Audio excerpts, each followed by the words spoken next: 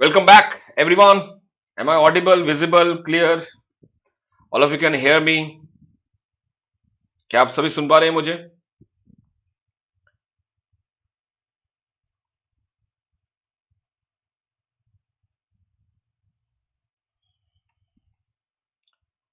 Let me inform all the people here. All of you can hear? Okay, great. So I can see all the people here. Yes, Shivani, Sapriya, Dev, Pooja, Soni, Rashi, Nilanjana, Krati, Mitali, everyone. Bandhu is also there. Jai Hind, Siddharth. Nice to see. Okay, thank you. I'm even a bigger fan of yours, Adi, Pallavi, सभी का मैं big fan हूं. आप अगर big हो तो मैं bigger हूं. Anyway, so yes, we meet again. और ये एक सबके लिए अपने दोस्तों के साथ इसको आप जरूर शेयर कीजिएगा. Just take a screenshot of this particular portion और ये अपने दोस्तों से शेयर कीजिएगा. फ्राइडे एंड सैटरडे सभी को बोल दो कि अब we are going to discuss the previous year paper. So एक एक पार्ट को we are going to come up with this. 28 अप्रैल यानी कि आज 29, 5, 6, 12, 13, 19, 20, 26 और ये अगर आपने मेरा पहला स्लाइड देखा तो यहां पे I have added one more day. So now अब मैं हफ्ते में 3 बार आता हूं. मैं हफ्ते में 3 बार आऊंगा. सो Thursday is there definitely. Friday and Saturday only on app, Byju's exam prep app. और दिल थाम के बैठिएगा बिकॉज ऐसी चीजें अगर आप एनटीए की वेबसाइट में भी जाते हैं तो वहां पे भी आपको सॉल्यूशन नहीं मिलेगा, क्वेश्चन पेपर ही नहीं मिलेगा. Now I am going to discuss all the questions along with questions का डाइसेक्शन. एनाटॉमी करने वाले हैं. एनाटॉमी पता है ना क्या होता है? चीर फाड़ करने वाले हैं हम हर एक क्वेश्चन का कि भाई क्यों है ऐसा, है तो क्यों है, क्यों है क्यों नहीं है. और जो people who are from the paid batch, आप देख सकते हैं कि कितने सारे questions from the paid batches आएंगे, आप खुद देखते रहिएगा. और इंडियन इकोनॉमी तो इंडियन इकोनॉमी में भी हमने बहुत सारे क्वेश्चंस हमारे इसी पेड ऐप से हैं. So let's start with the part. और दिस इज माय सीक्वेंस. कल भी मैं मिलूंगा आपको. सो 29 अप्रैल इसका पार्ट 2 करेंगे. ये पार्ट 1 है आज. Okay, so let's start with this. Arrange the growth in the following ascending order. देखिए ऐसे क्वेश्चन से दिल मत घबराना. ऐसे क्वेश्चंस को हमेशा ये मत सोचना कि सर ये भी पढ़ना पड़ेगा, ऐसे भी पढ़ना पड़ेगा, वगैरह वगैरह. ये सब चीजें, कुछ चीजें ऐसी होंगी हर एक पेपर में. Before I start I will tell you one thing. Don't try to cover each and every part, particularly from Indian economy. कुछ ऐसा पोर्शन हर बार हर पेपर में आएगा जो कि तकरीबन 10 से 12 क्वेश्चन ऐसे होंगे जो जो ट्विस्टेड होंगे. ट्विस्टेड का मतलब है ये बिल्कुल ही, मतलब आसमान के नीचे और जमीन के ऊपर कहीं से भी आ सकता है. सो इन क्वेश्चंस को करने की कोशिश मत करना. अगर यहां पे लक ने साथ दे दिया, भगवान ने साथ दे दिया, अल्लाह ने साथ दे दिया तो हो जाएगा. नहीं हुआ तो तुक्का काम करेगा. अगर फिर भी नहीं हुआ तो कुछ बैड लक है यहाँ. क्योंकि ये चीज ऐसी है जो आप पढ़ने से नहीं होगा. कभी किसी पुरानी बात समझ में आ गई, कहीं सुना हुआ का, कुछ टीवी देखते देखते याद हुआ, या किसी किसी चैनल में कुछ देख लिया वो याद रह गया, उसी से ये क्वेश्चंस होते हैं. बट अगर इनको मैं हटाऊं तो 100 में से तकरीबन अगर 10 से 12 क्वेश्चन मैंने हटा दिए तो 88 क्वेश्चन है. आप ये खुद सोच के चलो, 88% का 88 कभी कट ऑफ नहीं होता. राइट. सो इस 88 का अगर आप 75 क्वेश्चन भी ठीक करते हैं यहां से तो भी आपका जेआरएफ हो जाएगा. यहां से 75 और पेपर 1 से अराउंड 35-40, या यहां से 80 और वहां से 30 के करीब, तो आराम से निकल जाएगा. राइट. सो ऐसे क्वेश्चंस में तुक्का काम करेगा. अगर मान के चलो यहां से अगर 20% भी ठीक हो जाए, यानी कि इनमें से 2 क्वेश्चन या 3 क्वेश्चन भी ठीक हो जाए तो भी बहुत बड़ी बात होती है. राइट. तो ये उनमें से एक क्वेश्चन है. Growth rate of gross national income at constant price of India 15-16 दे रखा है, 17-18, 16-17, 18-19, 19-20. नाउ अगर ये क्वेश्चन मुझे बोला जाए, और मुझे तो डेफिनेटली, अगर मैं आपकी जगह पे हूं, मुझे इसका आंसर नहीं पता, पेपर में पहली बार आया, तो how to attempt this question. ना यहाँ पे सिर्फ एक जनरल नॉलेज काम करेगा या जो आपका अवेयरनेस है वो काम करेगा. ना ऑब्वियसली कोई भी स्टूडेंट इसको तो जानता है कि 19-20 में सबसे बेकार हालत हुई होगी बिकॉज कोविड-19 लास्ट 3 महीने में लग गया था. सो ये सबसे कम होगा, लोएस्ट. अब देखते हैं कि अगर मुझे ये क्वेश्चन नहीं पता तो कैन आई डू दिस. तो सबसे लास्ट में देखिए ई पॉइंट, देखो यहाँ पे असेंडिंग ऑर्डर में है. राइट. तो सबसे लोएस्ट पॉइंट तो ई ही है, तो एक पॉइंट ये हो गया, एक पॉइंट ये हो गया. इन दोनों को हटा दो। अब आती है बात, इनमें से सबसे बड़ा सीन कौन सा था? सबसे बड़ा अच्छा सीन था 2016 और 17 का, ये मुझे पता है, राइट। सो सबसे बड़ा जो है वो है बी, और वही देखो इन्होंने ऑप्शन में भी घुमा दिया, बी और बी, तो इससे मुझे कोई फायदा नहीं हुआ। ई और बी, ई पहले पोजीशन में आएगा, बी लास्ट में आएगा, इस तरीके से। और एक और साल था जो कि बहुत करीब था, दैट वाज 15 एंड 16। ये था 15 एंड 16, यानी कि ये वाला टाइम ऐसा था जब जन धन योजना चल रही थी, मोदी जी आए हुए सिर्फ 2 साल ही हुए थे, सारे के सारे मतलब पेलोथरा ऑफ योजना शुरू हो चुके थे, और बिजनेस बिजनेस में कॉन्फिडेंस था, make in India, startup India वगैरह वगैरह सब शुरू हो चुका था, तो ये बेस्ट टाइम था। मेरे ख्याल से तकरीबन 7.99% के करीब ग्रोथ गया था, 8% के करीब तकरीबन चला गया था। 16-17 सबसे बेस्ट टाइम था, जहां पे 8.27 के करीब गया था, और बाकी सब 6 के करीब है। तो देखो, मुझे इस क्वेश्चन को करने के लिए पूरा एग्जैक्ट डेटा याद रखने की जरूरत नहीं है। छोटा मोटा अगर मुझे वो भी पता है कि हाँ इंडिया में क्या चल रहा है, इकोनॉमी में क्या चल रहा है, कौन प्रेसिडेंट बना, कौन प्राइम मिनिस्टर बना, क्या चला, डीमोनेटाइजेशन वगैरह वगैरह, तो मुझे थोड़ा बहुत याद रहेगा, राइट। सो इसी हिसाब से I can say the A option will be correct, because यहां पे बी है, बी और सी है, तो इतना मैंने लगा ली, बी और ए है, राइट, और बी और ए होना चाहिए, तो option C should be correct. So option A नहीं, ऑप्शन सी होना चाहिए, बिकॉज ए एंड बी है यहाँ पे। सो यहां पे अगर 7.99 है, यहां पे 8.27 हो गया, तो यही से मेरा आंसर हो गया। अब रहा सवाल कि सर ये तो हमने कर लिया क्वेश्चन, और अगर इसको अगर पेपर में आना है तो हम कैसे याद करें? This is the point. So 19-20 4.16 सबसे कम था यहाँ पे, 18-19 6.56, 6.87, 7.99 एंड 8.27। सो मैंने यहां तक तो तकरीबन कर ही दिया था, so that is why option C is correct. आशा करता हूं इस क्वेश्चन से जैसे हमने किया, I hope that all of you have understood कि कैसे ये ऐसे क्वेश्चंस जब आएंगे तो हम कैसे करेंगे इनको, राइट। क्लियर हो ये चीज? मोर इंपॉर्टेंट इज कि इसको तो आपने अभी अभी तो पेपर में आ गया तो इसको करना चाहिए, लेकिन अगर ये पेपर में पहली बार आप देखते हैं तो कैसा आपका रिएक्शन क्या होगा? वहां पे छोड़ मत देना कि यार ये तो बहुत मुश्किल है, हाथ ही नहीं लगाएंगे यार, एकदम रैंडम क्लिक कर देंगे, नहीं। थोड़ा सा अप्लाई करना दिमाग, और जितना हो सकता है क्लोजेस्ट जाने की कोशिश करना। अब आते हैं रियल एंड नॉमिनल। ये क्वेश्चन 2 बार आ चुका है, सितंबर 2020 में भी ये क्वेश्चन आया था। रियल का मतलब क्या होता है? ये होता है कांस्टेंट प्राइसेस, राइट, और नॉमिनल का मतलब होता है करंट प्राइसेस। ठीक इसी तरीके से घूम के ये सितंबर 2020 में आया था, जहां पे ये पूछा गया था कि नॉमिनल जीडीपी क्या होता है। नॉमिनल जीडीपी का मतलब है current year prices, current year quantity.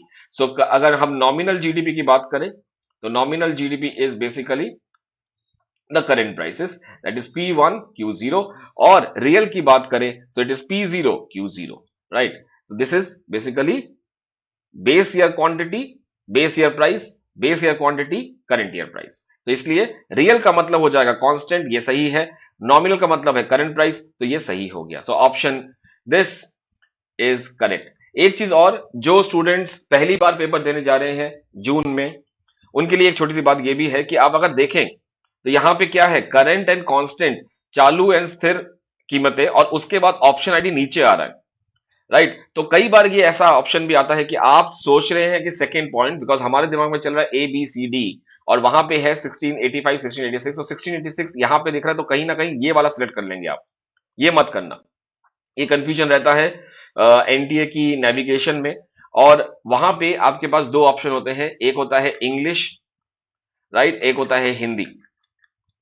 तो ये चीज याद रखना, इंग्लिश ओनली, ओनली इंग्लिश रहेगा। अगर हिंदी सिलेक्ट करेंगे तो हिंदी के साथ इंग्लिश भी आएगा।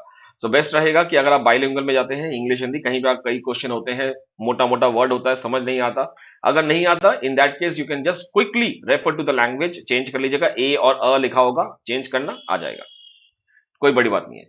सो it is option B, right, okay. Next आते हैं रैंक ऑफ ए मैट्रिक्स। अब ये रैंक निकालना है, यहां पे हमने ये सीखा था रैंक कैसे करना है, राइट। रैंक हमेशा याद रखना कि अगर ये कितना बड़ा मैट्रिक्स है, ये 3x3, तो रैंक हमेशा एक कम होगा। अगर रैंक होगा तो दो ही होगा इसका आंसर, राइट। समझ में आया? अब रैंक कैसे निकलेगा? ये 3x3 का है, तो कोई भी 2x2 का मैट्रिक्स आप ले लीजिए। अब कोई भी दो मतलब ये ये हो गया, या ये हो गया, या ये हो गया, राइट। इनमें से कोई भी, चारों में से एक हो गया।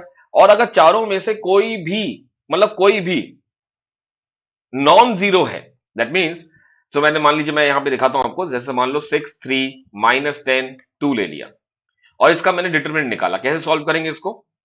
यहां से यहां जाएगा, that is top bottom right से टॉप लेफ्ट जाएगा, दैट इज 6 इंटू 2 माइनस फिर bottom left to top right, ये जाएगा। सो ये होगा 10 -10 इंटू 3। अब करेंगे इसको, 18 माइनस, ये आ गया माइनस प्लस 30, कितना आया 40, सॉरी ये 12 आएगा, सो 42। सो 42 का मतलब it is not equal to 0, तो यानी कि ये इसका रैंक हो गया। मान के चलो कि अगर यहां पे कुछ ऐसा होता, late me just do this, आप इसको समझने की कोशिश करना। मान लो यहां पे 12 की जगह मेरे पास -30 आ गया, लेट सपोज, तो यहां पे क्या हो गया, 0 हो गया, तो इसका तो इसका हम नहीं कर पाएंगे। अब मैं दूसरे की तरफ जाऊंगा। दूसरा क्या है? मान लीजिए मैंने दूसरा लिया 3 5 2 8। अब इसको मल्टीप्लाई करूंगा, कैसे करूंगा? वही चीज जैसे मैंने बताया, इसको इससे पहले मल्टीप्लाई करेंगे, दैट इज 24 माइनस इसको इससे करेंगे, दैट इज 10। तो ये कितना आया, -14। 14 इज नॉट इक्वल टू 0, यानी कि ये भी बता रहा है रैंक 2 है। कोई भी 2 बाई 2 का मैट्रिक्स आपको नॉन जीरो चाहिए। मान लो अगर ये भी 0 आ गया, let suppose this is 0, let suppose this is 0, तब हम क्या करेंगे? हम कोई भी दूसरा ले सकते हैं, ये वाला ले सकते हैं। अगर ये भी 0 आ गया तो ये ले सकते हैं। अगर ये भी 0 आ गया तो हम क्या कर सकते हैं? 6 3 5 2, 6 3 5 2 ये भी ले सकते हैं। और अगर ये भी 0 आ गया तो आप 3 5 3 2 ये ले सकते हैं। So that can be next one, 3 5 2 3 ये भी ले सकते हैं। सो इस तरीके से इनमें से कोई भी एक नॉन जीरो आ गया तो रैंक आ जाएगा उसका डायमेंशन, दैट इज 2 बाई 2। तो यहां पे आंसर क्या है? 2 बाई 2, दैट इज 17 26। आशा करता हूं कि समझ में आ गया होगा किसी को, सभी को समझ में आ गया। कोई दिक्कत अगर होगी तो प्लीज मुझे बताना। I am looking at the chat box now. Yes, rank is only possible for a square matrix, right? So it is B. Next, PM गति शक्ति is driven by how many engines? तो engine कितने हैं? engine है 7। और pillars कितने हैं? Pillars कितने हैं ये नोट कर लीजिए जल्दी से। पिलर्स है 6 स्तंभ और इंजन है 7। अब ये 7 इंजन है कौन कौन से? किसी को याद आ रहा है? How many of you can recall this कि कितने हैं इसमें से? एनीवन? 6 व्हाट? 6 क्या है? लिख रहे हैं यहां पे 6 कुछ आ रहा है, 7 आ रहा है। 6 या 7 क्या क्या है? एनीवन? मुझे बताना पड़ेगा। Roads, railways, airports, ports, mass transport, waterways, logistic data, right, logistic infrastructure. तो क्या क्या बोला? रोड्स रास्ता, railways, airports, ports, transports, mass transport basically जिसमें तीनों चीजें आ जाती हैं, वाटरवेज और लॉजिस्टिक इंफ्रा। ये है 7 इंजिन्स। और 6 पिलर कौन कौन से हैं? Comprehensiveness, prioritisation, optimisation, synchronisation, analytical and dynamic. Basically ये स्तंभ है, ये प्रिंसिपल्स हैं जिस पे गति शक्ति प्लान काम करेगा, PM Gati Shakti. Very good, very good. चलिए let me just show you that. ये है स्लाइड, मैं अपने वीडियो हाइड कर लेता हूं ताकि आप इसको देख सके। If you want you can take a screenshot of this. So इसमें है रोड्स, रेलवेज, आप देख सकते हैं यहां पे। Let me just highlight them. This is roads, railways, airports, ports, mass transport, waterways and logistic infra. ये है पिलर्स 1 2 3 4 5 एंड 6। और ये है 1 2 3 4 5 6 7 engine. Done, taken the screenshot.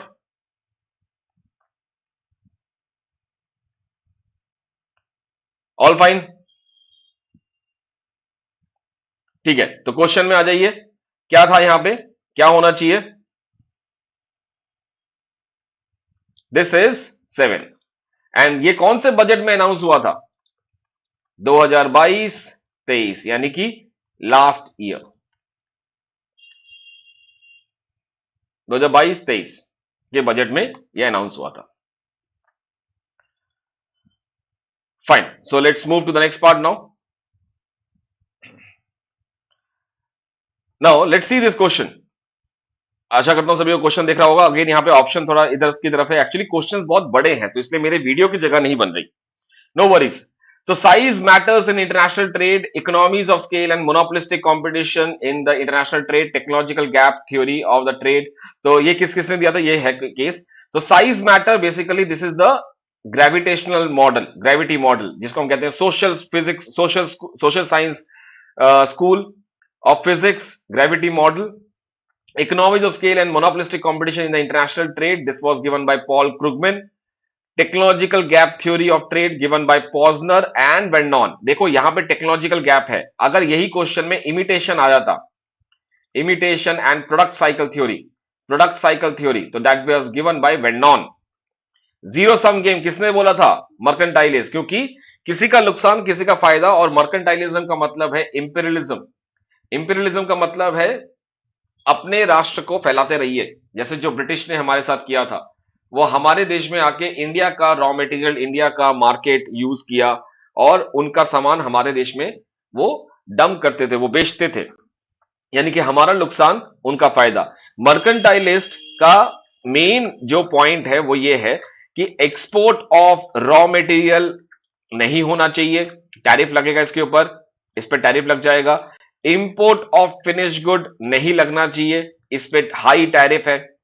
And export of finish good करना चाहिए, एंकरेज करो फिनिश गुड्स को।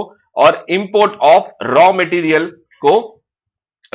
को एंकरेज करिए। यानी कि बेसिकली जितना ज्यादा ट्रेड, उतना ज्यादा पावर, उतना ज्यादा मेटल, उतना ज्यादा पावर। बिकॉज उस टाइम पे सारा का सारा जो पैसा था या जो भी ट्रेडिंग होती थी वो गोल्ड में होता था, गोल्ड एंड सिल्वर में होता था।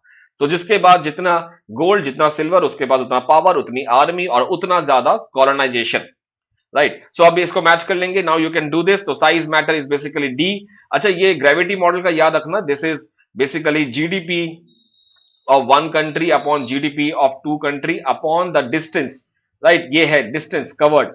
सो एंड यहां पे एक फैक्टर है, दिस इज व्हाट वी से ग्रेविटी मॉडल। तो जितना ज्यादा जीडीपी एक कंट्री का होगा उतना ज्यादा ट्रेड होगा, दूसरा कंट्री का जीडीपी जितना ज्यादा होगा उतना ही ट्रेड होगा, डिस्टेंस जितना कम होगा उतना ज्यादा ट्रेड होगा। इसी वजह से इंडिया एंड बांग्लादेश बहुत ज्यादा क्लोजली ट्रेडिंग में है। So now I think you can cover it up. ये आप कर लेंगे इसको। Okay, let's move to the next part now. I think इसका आंसर मैंने पीछे दे रखा है, it is answer B, you can just check it out.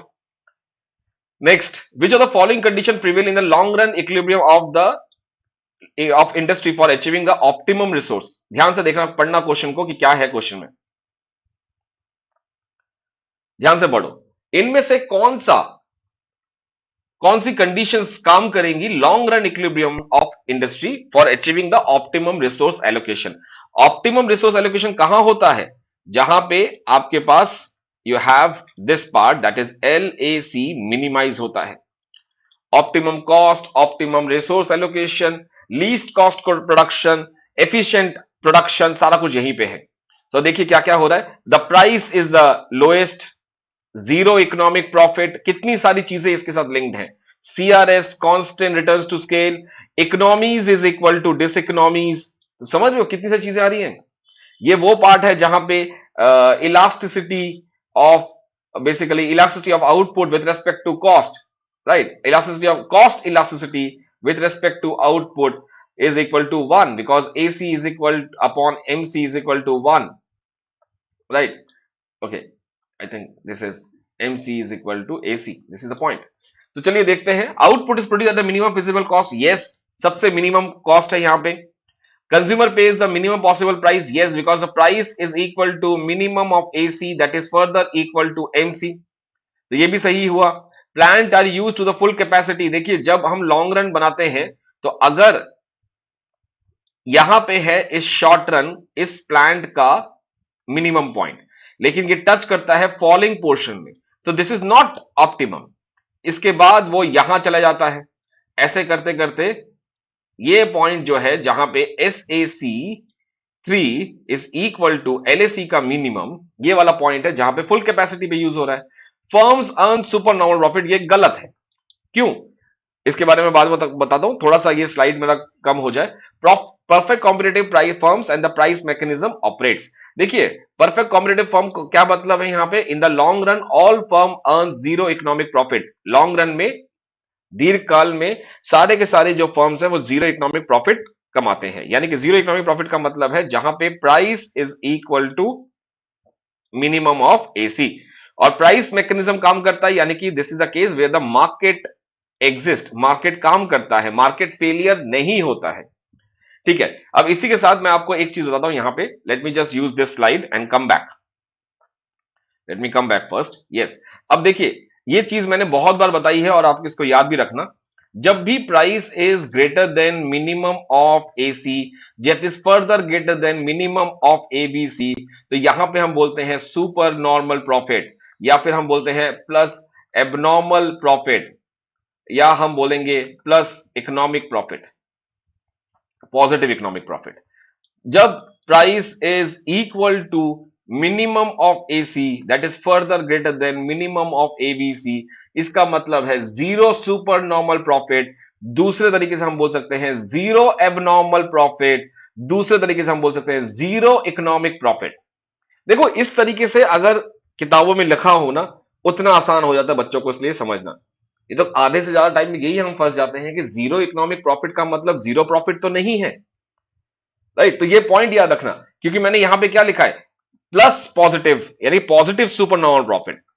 तीसरा केस आता है जब प्राइस मिनिमम ऑफ AC बड़ा है, प्राइस छोटा हो गया, लेकिन प्राइस अभी भी मिनिमम ABC से बड़ा है। इस जगह पे हम बोलेंगे कि फिक्स्ड कॉस्ट लॉस्ट हो रहा है, फिक्स्ड कॉस्ट लॉस्ट हो रहा है, या फिर हम बोलेंगे लॉसेस, राइट? कौन सा पार्ट लॉस हो रहा है? फिक्स्ड कॉस्ट का, right? A part of it, not पूरा, अ पार्ट ऑफ इट। चौथा केस जहां पे minimum of AC is greater than price is equal to minimum of ABC, ये वाला केस कौन सा है? जहां पे एंटायर फिक्स्ड कॉस्ट लॉस हो गया, पूरा का पूरा फिक्स्ड कॉस्ट लॉस हो गया, लेकिन अभी भी वो वेरिएबल कॉस्ट कमा रहा है। इस पॉइंट को दूसरे तरीके से हम बोलते हैं shut down point, shut down point. But इसका मतलब ये नहीं है कि यहां पे बिजनेस बंद कर दो, यहां पे भी बिजनेस कंटिन्यू करेगा, प्रोडक्शन कंटिन्यू चलता रहेगा, कंटिन्यू होगा। पांचवा पॉइंट आता है जहां पे minimum of AC is greater than minimum of ABC that is further greater than price. अब ये वाला पॉइंट हो गया शट डाउन जोन।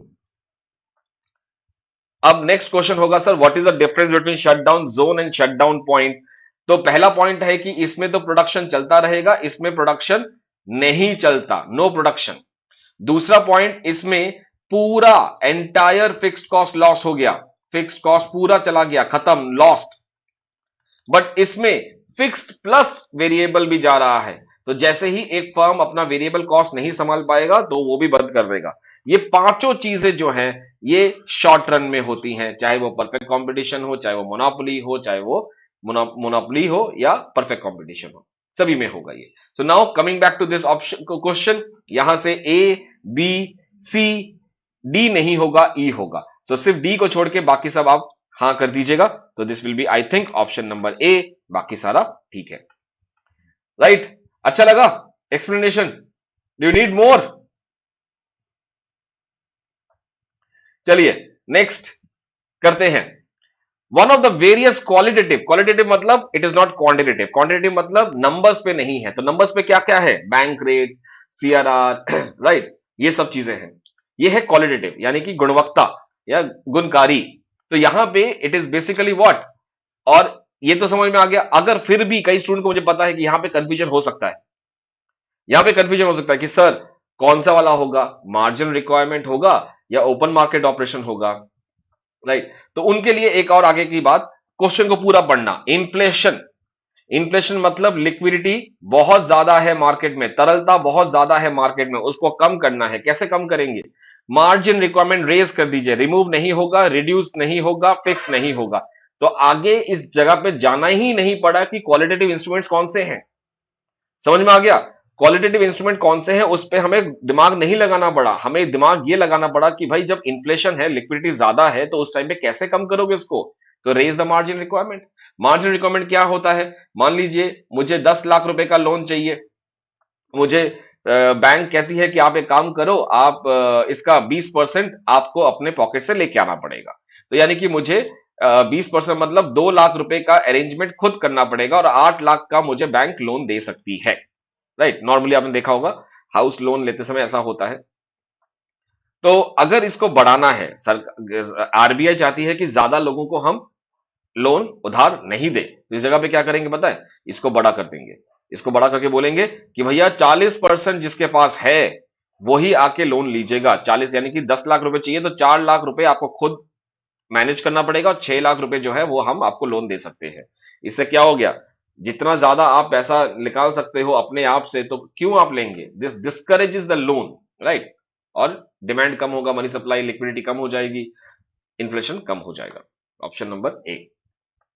अब ये देखिए, if you bought a product which now become subject to tax, ठीक है, आपने एक सामान लिया जिसपे टैक्स है, बेसिकली घुमा रहे हैं और कुछ नहीं है, आपका रीडिंग टाइम खत्म कर रहे हैं, they are killing your reading time. You will be in a better position to avoid the tax and seller. ये सारा का सारा जो लिखा हुआ है यहां से लेके यहां तक आप इसको थोड़ा सा इग्नोर कर सकते हैं, क्योंकि हमारे पास एक ब्रह्मास्त्र है। ब्रह्मास्त्र क्या है? देश जी सेव जी। और मैंने जितनी बार बताया ये क्वेश्चन आता ही आता है। इसका मतलब क्या है? जो नए स्टूडेंट्स हैं वो कहेंगे सर ये क्या है? डिमांड इलास्टिक है तो सप्लायर ज्यादा बियर करेगा, सप्लायर ग्रेटर, सप्लायर ज्यादा बर्डन सहन करेगा। और इसका मतलब क्या है? सप्लाई जब इलास्टिक है तो बायर ज्यादा बियर करेगा बर्डन को। ठीक इसका उल्टा क्या है? अगर सप्लाई इन इलास्टिक है तो सेलर ज्यादा बियर करेगा, और अगर डिमांड इन इलास्टिक है तो बायर ज्यादा गेन करेगा, ज्यादा बॉर्न करेगा। ठीक है, ये समझ में आ गया? ये चाहे तो आप देख सकते हैं। अब यहां पे क्या लिखा हुआ है देखिए, when demand is elastic, तो elastic demand, demand elastic, seller seller inelastic, so seller will be a larger, yes, ये हमारे हिसाब से मैच कर गया, तो this is correct. Second point, a tax and salt is likely to be borne by consumer. क्यों? Because salt क्या है?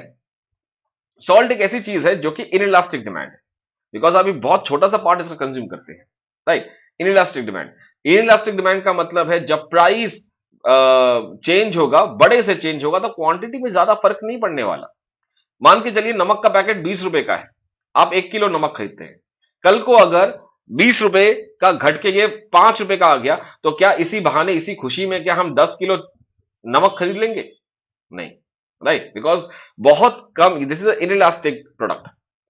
उसी तरीके से कल को जब 100 रुपए किलो होगा नमक, तो क्या हम आधा किलो खरीदेंगे?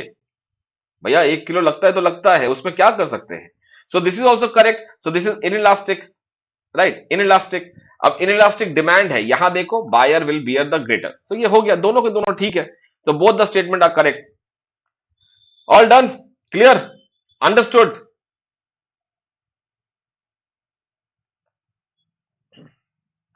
स्वाति जी, अगर मैं क्वेश्चन करूंगा तो मैं आपके कमेंट्स नहीं पढ़ पाऊंगा, अगर आप मुझसे कमेंट पढ़वाना चाहते हैं तो आप बोल दीजिए, मैं लिखता हूं, मैं पढ़ता रहता हूं, बोलिए, बोलो।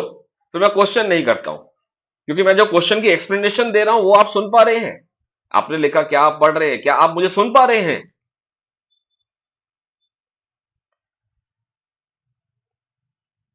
Any more doubt? लो, पब्लिक कमेंट कर दिया है, सभी के सभी एक दूसरे के कमेंट देख सकते हैं।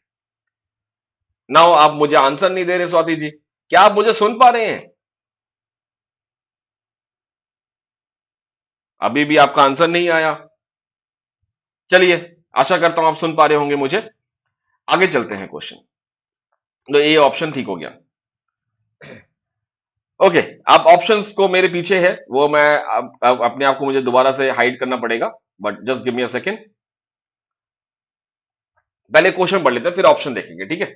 सो tool of the expansionary fiscal policy include what? Expansionary fiscal policy का मतलब क्या होता है कि भैया जब गवर्नमेंट एक्सपेंडिचर बढ़ता है, टैक्सेस कम होते हैं, पब्लिक डेट जो है वो कम होगा, राइट, क्योंकि पब्लिक डेट जितना ज्यादा गवर्नमेंट बोरो करेगी उतना ज्यादा पैसा इकोनॉमी से गवर्नमेंट के पास आ जाएगा, तो वो एक्सपेंशनरी नहीं हुआ। सो जब जी बढ़ेगा यानी कि एक्सपेंडिचर बढ़ेगा, टैक्सेस कम होंगे, पब्लिक डेट कम होंगे, फिर सब्सिडी बढ़ेगा, ट्रांसफर पेमेंट बढ़ेगा। ये ट्रांसफर पेमेंट है, जैसे डीबीटी हो गया, राइट, डायरेक्ट बेनिफिट ट्रांसफर हो गया, स्कॉलरशिप वगैरह हो गए। सो ये होगा। एक्सपेंशनरी क्या है इसमें देखते हैं क्या क्या होगा। सो अब यहां पे आप देख लीजिए, ए हो सकता है रिड्यूसिंग, तो कॉन्ट्रैक्शन ही हो जाएगा। इंक्रीजिंग, टैक्स रेट कम हो जाएगा, लीकेज ज्यादा हो जाएगा। रिड्यूसिंग टैक्स रेट ये हो सकता है। इंक्रीजिंग मनी सप्लाई ये सही है, लेकिन ये फिस्कल पॉलिसी नहीं है, is not a fiscal policy, it is a monetary policy. So A and D only correct. तो मेरे ख्याल से जितना पोर्शन आपको मेरे पीछे दिख रहा है वही ऑप्शन ठीक हो गया, ए एंड डी। बाकी ऑप्शन देखने हैं तो आप एक बार देख सकते हैं। I will just hide my video, you can see that.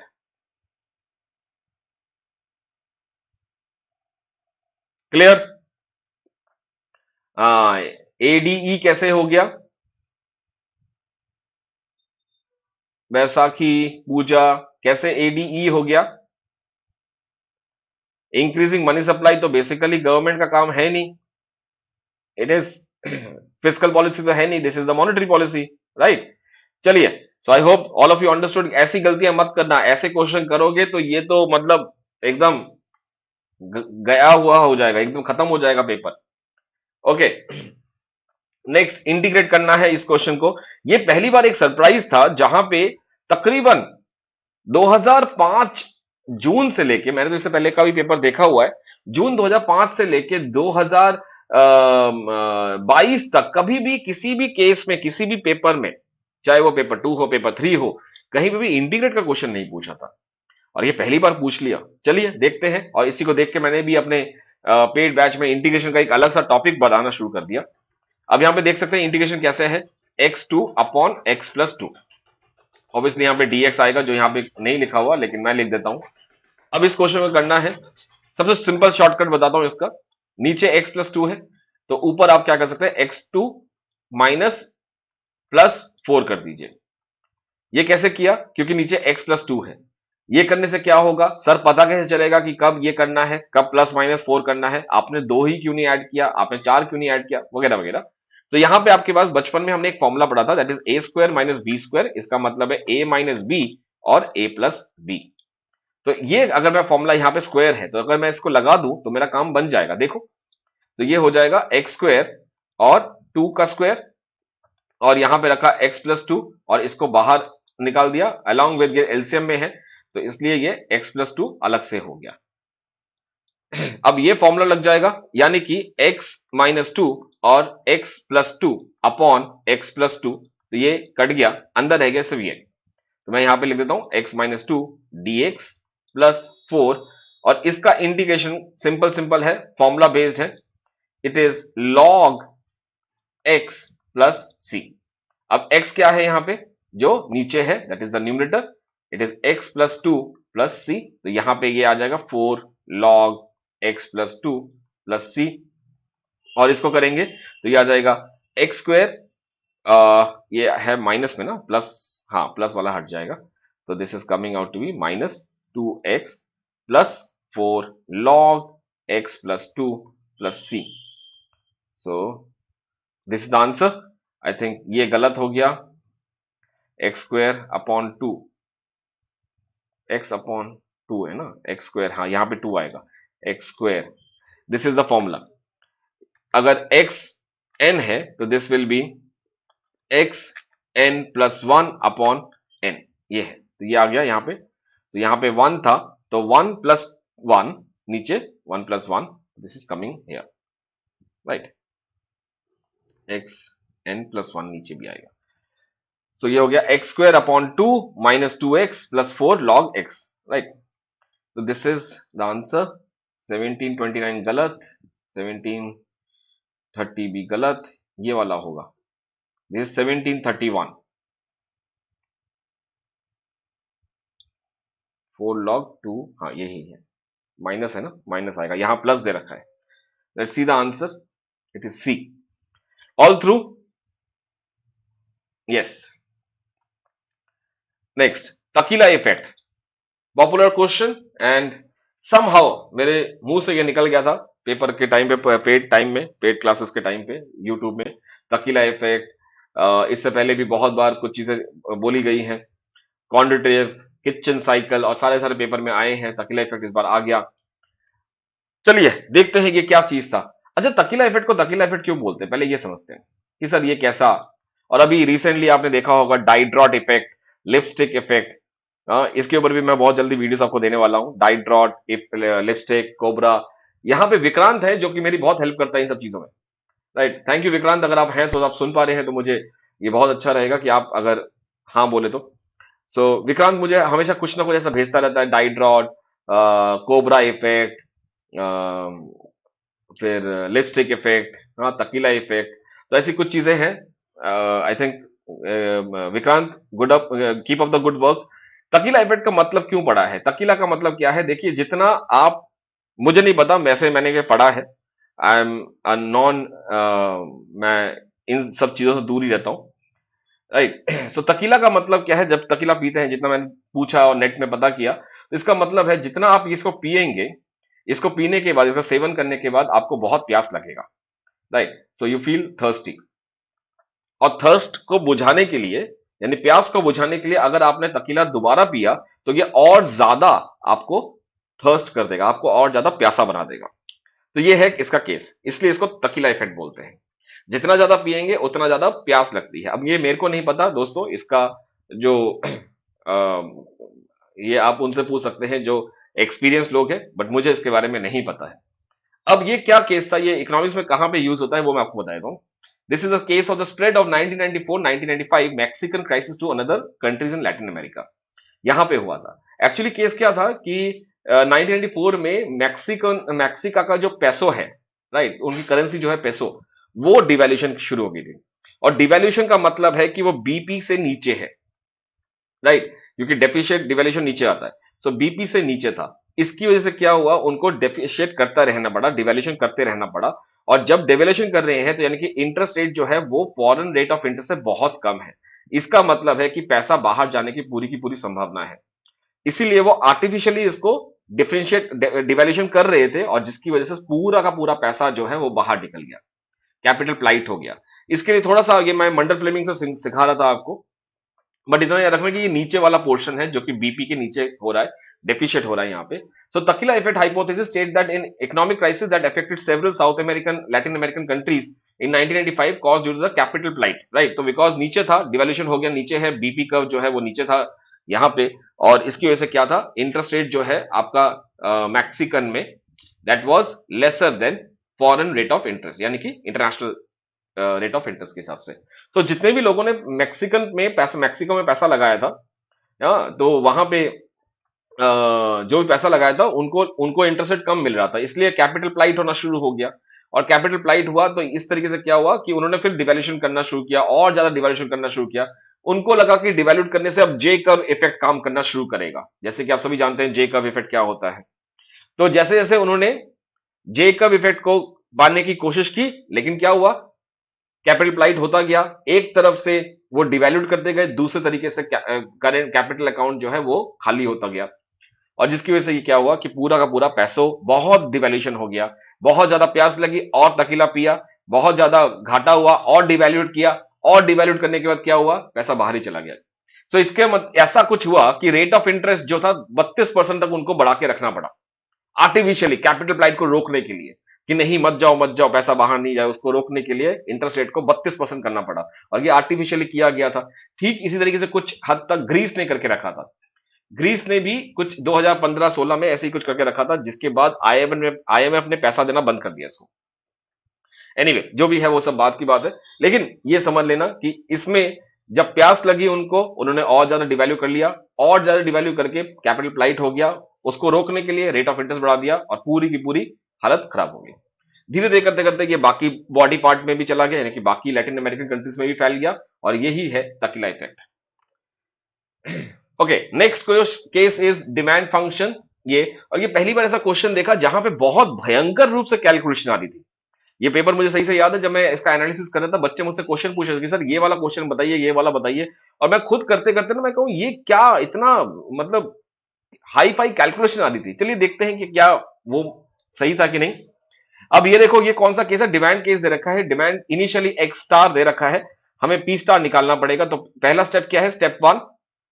Step one क्या है, क्योंकि सिंपल डिमांड है, तो P is equal to 35 minus 2 into 3, आशा करता हूं ये 3 ही है, ठीक है, 3 माइनस 3 स्क्वायर, सो ये आ गया 35 माइनस 6 माइनस 9, सो यानी कि 15 कट गया, 9 6 15 20, तो प्राइस आ गया 20।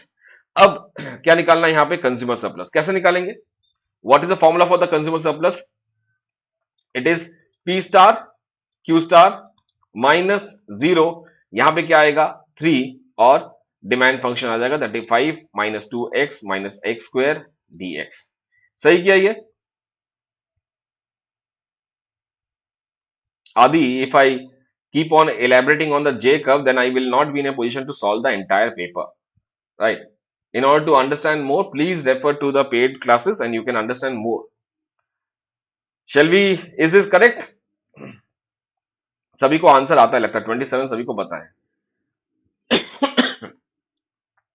P स्टार कितना है यहाँ पे 20, 20 into 3 minus 0 3, 35 minus 0 3, 2x minus x square 0 3, ऐसा करके क्या करेंगे, coming out to be 60 minus 35 x minus 2 x square upon 2 minus x cube upon 3, right, और इन सब के ऊपर it is 0।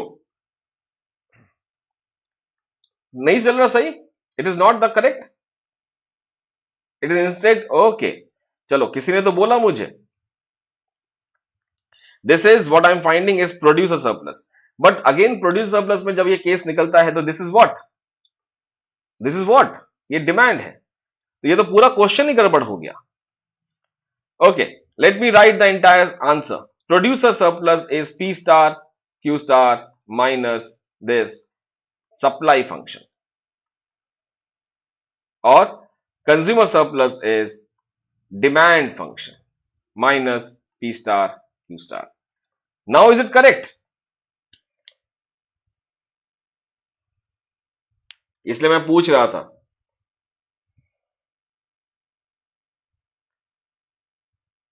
Late me just see the answers.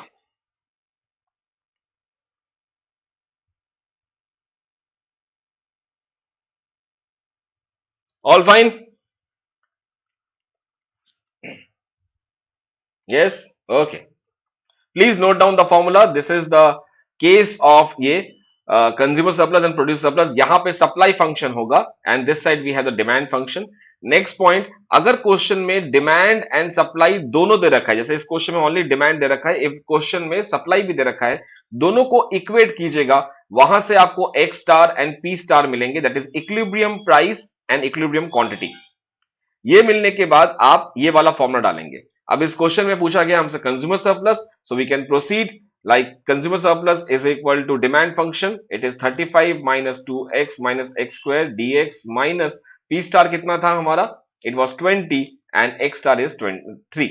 p star कैसे निकाला था, that is same, उसमें कोई दिक्कत नहीं है, 35 minus 2 into 3 minus 3 square, so it is 9 minus plus 6 15 35 20। Now just we can do this, x minus 2x square upon 2 minus x cube upon 3 and minus 60। अब यहां पे लिमिट्स हैं, राइट, लिमिट क्या है 0, x स्टार कितना आया, this is 3, तो अब इसको करेंगे, सो इट इज 35, धीरे धीरे छोटा छोटा मैं लिख रहा हूं यहां पे, 3 माइनस 0 माइनस ये 2 कट गया, so we have x square का मतलब 3 स्क्वायर माइनस 0 स्क्वायर माइनस 1/3, 1/3 कहां से है, x क्यूब है, ठीक है, so ये 3 cube minus 0 cube and minus 60। Now opening this, it is 105 minus 9, ये 327 3 into 3 9 9 into 3 27 27 and 3 नीचे कट गया, that is 9, right, minus 60। so ये आप पूरा करेंगे, इसको कितना आता देखते हैं, it is 60 9 9 18 minus 78, 105 minus 78 coming out to be 27, right? So please note down this formula. ये कंफ्यूजन बहुत ज्यादा होता है जब आप पेपर में देखेंगे इसको, and that is what the point. Yes,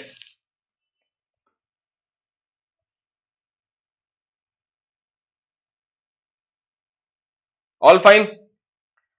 एक चीज और before I move out of this, questions बहुत बार पूछे गए यहां पे.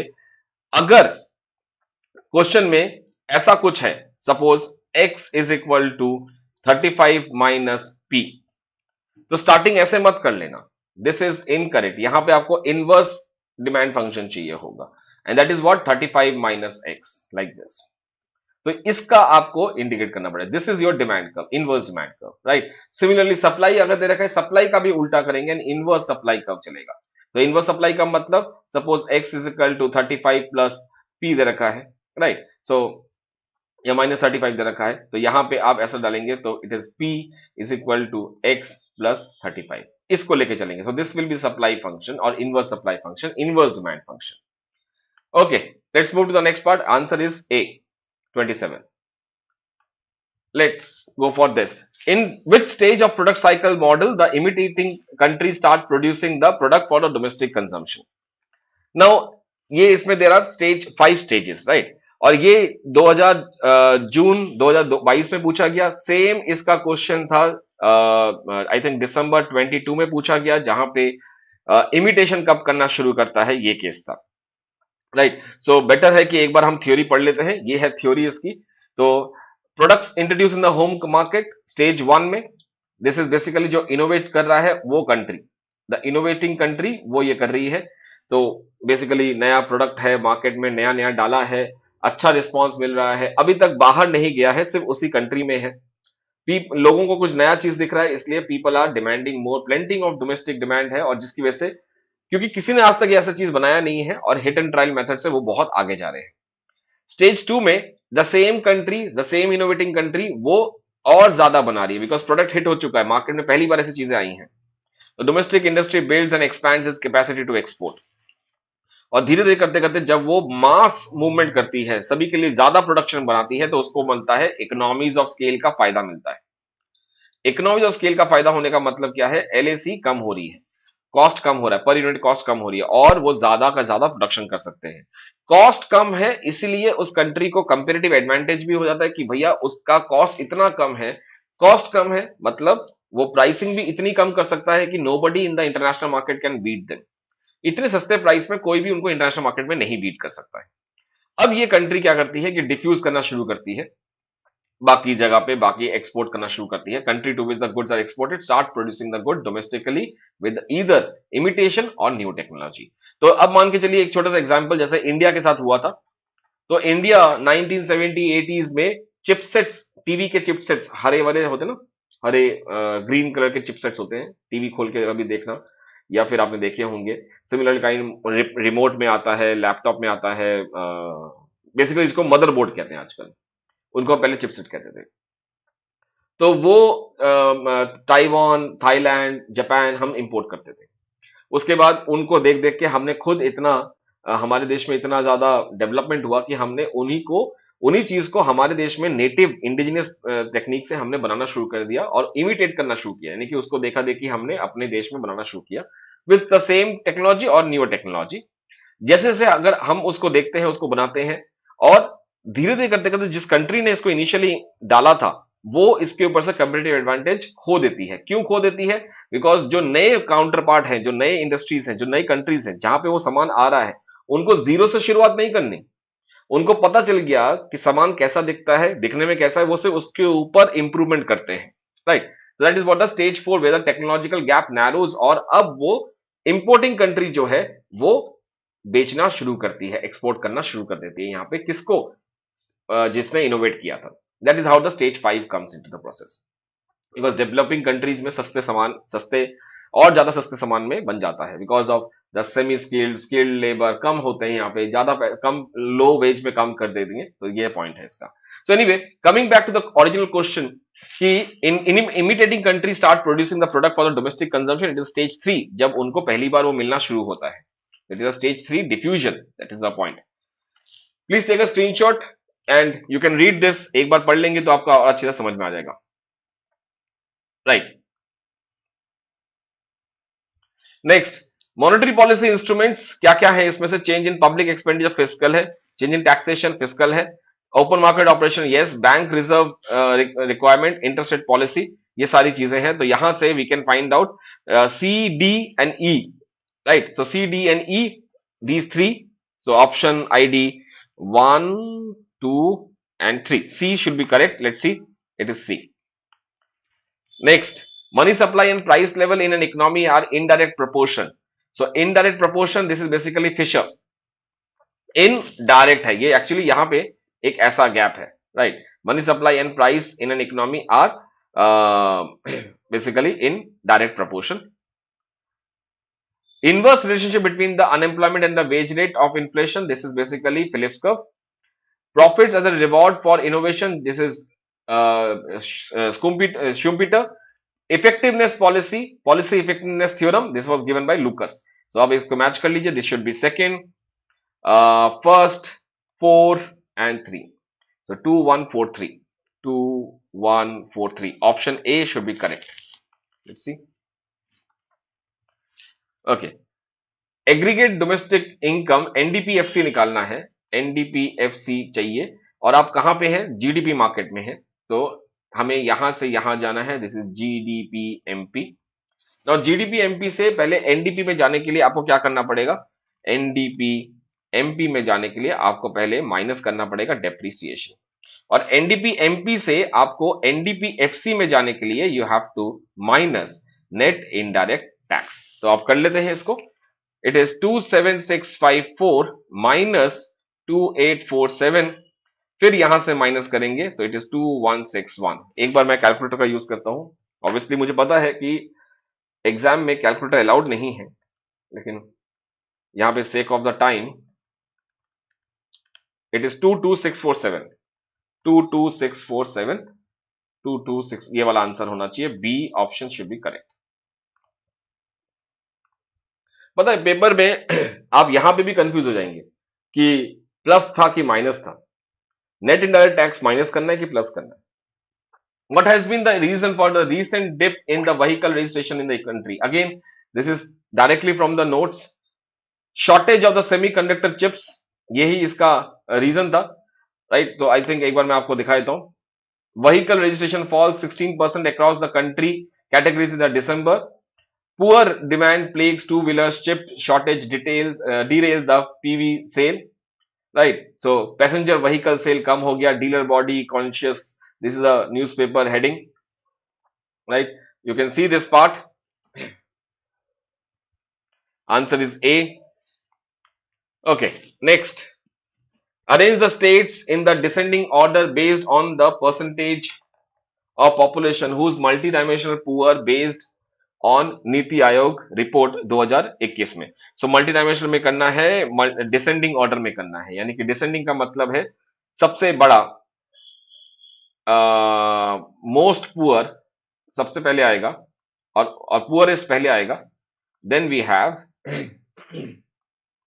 The least poor, right. So यहां पे before I actually get into कि इनका फॉर्मूला क्या है, इनका क्या क्या सीन है, तो again this is there in the paid notes. If you want you can have a look at them. But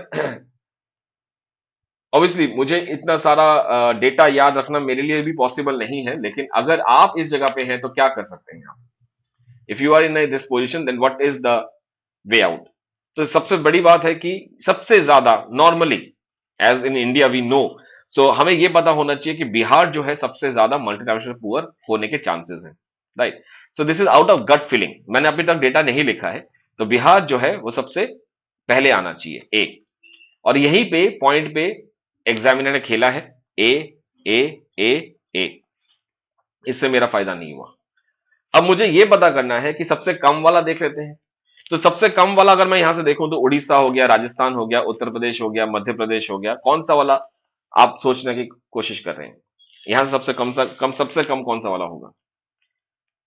क्योंकि सारे के सारे कहीं ना कहीं एक टाइप के ही स्टेट्स हैं. कहीं ना कहीं बाढ़ है, कहीं इलिटरेसी ज्यादा है, कहीं पे बहुत बड़ा है, इसलिए हो सकता है कि वहां पे पुअर ज्यादा हो, right. Let it be Rajasthan, Uttar Pradesh. तो यहाँ पे सबसे बड़ा पॉइंट है Orissa.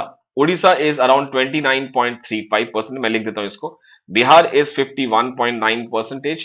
Rajasthan is somewhere it is 29.46।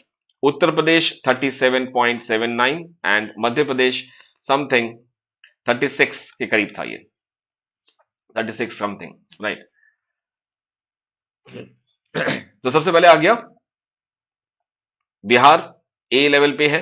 उसके बाद है बिहार के बाद है it is Uttar Pradesh, then you have Madhya Pradesh, then you have ये हो गया 36, then it is C Rajasthan, then it is B Odisha. So अगर किसी ने बी ऑप्शन भी सोच लिया तो भी आपके पास दो ऑप्शन बचते हैं, डी यहां पे भी है। तो इन दोनों में से आप 50% पे तो पहुंच गए, उसके बाद रेस्ट इज अ खेल। तो अभी तक दो क्वेश्चन ऐसे आ गए हैं जहां पे सिर्फ और सिर्फ मैं लक पे डिपेंड कर सकता हूं, मैं कुछ हद तक गेस वर्क कर सकता हूं, इनफॉर्म गेस कर सकता हूं, रादर देन रैंडम हाइपोथेसिस मैं कुछ इनफॉर्म गेस कर सकता हूं। तो मेरे हिसाब से ये आंसर होना चाहिए A D E C B, और वो आता है आपका option number A. Let's see this. ये है आपके पास head count ratio, multi dimensional poor, NITI Aayog का रिपोर्ट। इसको अगर चाहें तो स्क्रीनशॉट ले सकते हैं यहां से। कर्नाटका, आंध्र प्रदेश, हरियाणा, मिजोरम, और मैंने इसमें हमेशा बोला है कि सबसे बड़े 3 स्टेट्स याद कर लीजिएगा और छोटे जो कम से कम बेकार मतलब सबसे कम वाले हैं उनको याद रखना। तो यहां से बिहार याद करना कोई बड़ी बात नहीं है, right. You have these things, if you want you can have a take a screenshot of this and enjoy this part. Let me just hide my video. Take a screenshot. I am very happy कि आप लोगों में से बहुत सारे लोगों ने यहाँ पे आंसर दिए हैं, इसके सही एक्चुअल डेटा लिखा है। ये मुझे अच्छा लगा बहुत देख के कि people are learning the data now.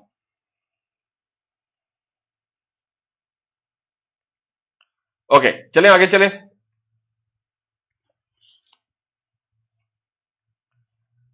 Next,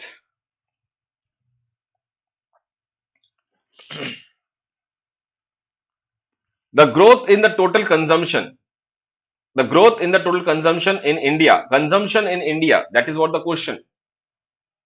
The growth in the total consumption कितना होगा? Again from the notes, एक बार आप मैं दिखा देता हूं इसको, so you can see that consumption में कितना growth होगा? This is basically the government consumption is estimated to grow at 7.6, total consumption 7, और जिसमें से गवर्नमेंट कंजम्पशन जो है 7.6, प्राइवेट कंजम्पशन इस 7.6 का रिकवर करेगा, 97% कवर करेगा जो पहले प्री पेंडेमिक एरिया में लेवल में था।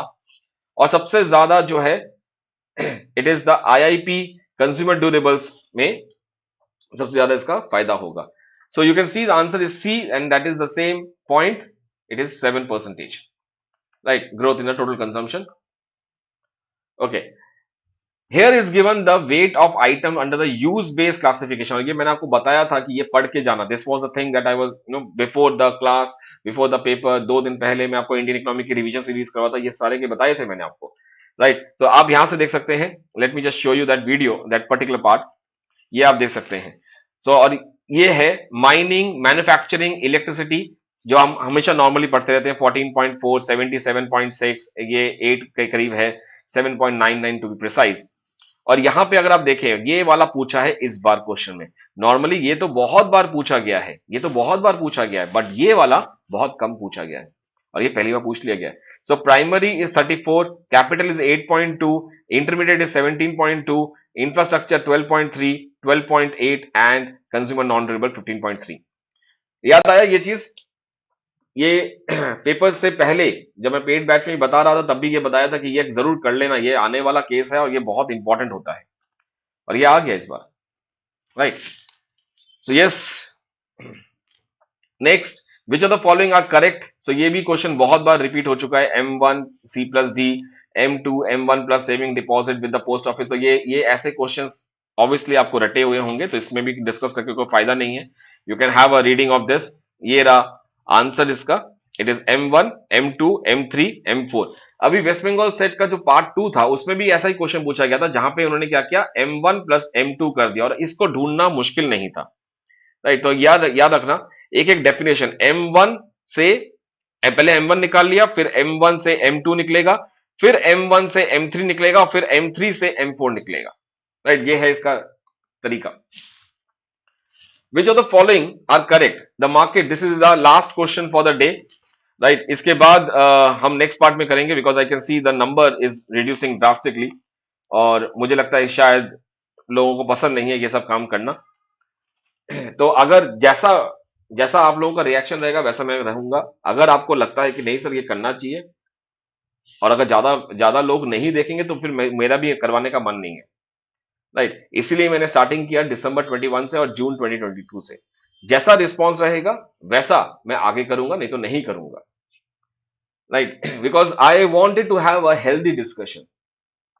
एक एक क्वेश्चन को मैं पकड़ के आपके सामने लेके आ सकता हूं, जो गलतियां आप कर रहे हो या आप कर रहे होंगे, या हो सकता है कि आप कर रहे हो जब पेपर आएगा, तो वो गलतियां रिपीट ना हो। इसीलिए कई जगह पे मैंने ऐसे ऐसे केसेस किए हैं जहां पे आपको लगे सर नहीं आप गलत कर रहे हो, या फिर आपको लग रहा है कि सर आप सही कर रहे हो लेकिन वो है गलत। Right, so don't be judgmental कि सर ने गलत कर दिया। ठीक है, मैं भी इंसान हूं, गलती हो सकती है, लेकिन जानबूझ के गलत करना और आपके सामने गलत दिखाना अलग चीज होती है। तो इफ इट इज नॉट पसंद नहीं आ रहा तो फिर ये वीडियोस मैं नहीं करूंगा, जो मैंने आपको दिखाया कि ये सीरीज में चलाने की कोशिश कर रहा हूं। Anyway, which of the following are correct? The market is system that works with the price mechanism. Market किस प्रेसिस में काम करता है? It is the exclusion principle. Right, exclusion principle पे काम करेगा कि हाँ जिसने पैसा दिया वो सामान ले सकता है, otherwise it is a market failure case. Market failure refers to the divergence of the market equilibrium from the Pareto optimality. Market failure है तो मार्केट इक्विलिब्रियम काम नहीं होगा और पैरेटो ऑप्टिमैलिटी से अलग हो जाएगा, चाहे वो एक्सटर्नलिटी के केस में हो, चाहे वो पब्लिक गुड के केस में हो, चाहे वो एसिमेट्रिक इंफॉर्मेशन हो, चाहे वो मोनोपोली का केस हो। कोई भी केस है जहां पे भी मार्केट फेलियर हो रहा है वो पैरेटो ऑप्टिमैलिटी नहीं हो सकता है।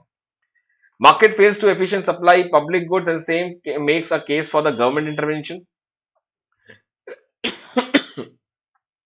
पब्लिक गुड में मार्केट फेलियर होता है because of the non exclusion non rival principle, और जिसकी वजह से पब्लिक गुड के केस में अगर हर कोई अपना प्रेफरेंस रिवील नहीं करेगा, हर कोई बोलेगा कि नहीं मेरे को तो पसंद नहीं है, मैं बाद में कर लूंगा या बाद में देख लूंगा, तो what is the situation? Public good, anything that is free, non rival, जैसे कि ये क्लास ही ले लीजिए। तो अगर लोग अपने प्रेफरेंस रिवील नहीं करेंगे तो मार्केट ऐसा सामान प्रोवाइड नहीं कर सकता। तो इससे एक हमने लेसन सीखा कि अगर ज्यादा स्टूडेंट नहीं देखेंगे तो हो सकता है सभी कहेंगे मैं बाद में देख लूंगा। और मैं आपको एक चीज बता देता हूं बहुत सिंपल तरीके से, ये वीडियोस सिर्फ एक और मेरे ख्याल से सिर्फ जब तक ये सीरीज है तब तक चलेगी। 15-20 दिन के बाद अगर आप इसको वीडियो को देखोगे तो आपको नहीं मिलने वाला। और फिर मेरे को मत बोलना कि सर आपने ये वीडियो किया था हम नहीं देख पाए, नहीं देख पाए, it is up to you, not my problem in that case. So this is a case of same makes a case for the government intervention. Yes, this is correct. Market efficiently work in case of positive externality. Market efficiently work in the presence of negative externality. दोनों ही cases में नहीं काम करेगा. So it is A, B, C. I think I will be going with A, B, C. That is option number 2. It is B. So fine. I will keep this the last thing, last question for the day. और फिर हम कल मिलेंगे। The irrelevance of the money for the real value variables in the classical system is called as fiscal neutrality, monetary neutrality, exchange rate neutrality या technological neutrality. It is the monetary neutrality because इसका मतलब क्या है? जब money supply बढ़ेगा तो prices बढ़ेंगे, और जिसकी वजह से money can not affect any real value. Real value का मतलब है जिसके भी नीचे पी आ जाए, जैसे ये है नॉमिनल क्वांटिटी, राइट, या नॉमिनल जीडीपी, और नीचे अगर पी डाल दिया तो ये बन गया रियल जीडीपी। सिमिलरली अगर मैं बात करूं ये क्या है? वेजेस, नॉमिनल वेजेस, और ये क्या है? ये है रियल वेजेस। सो मनी जो है वो रियल वेजेस को इफेक्ट नहीं करेगा, वो क्या करेगा?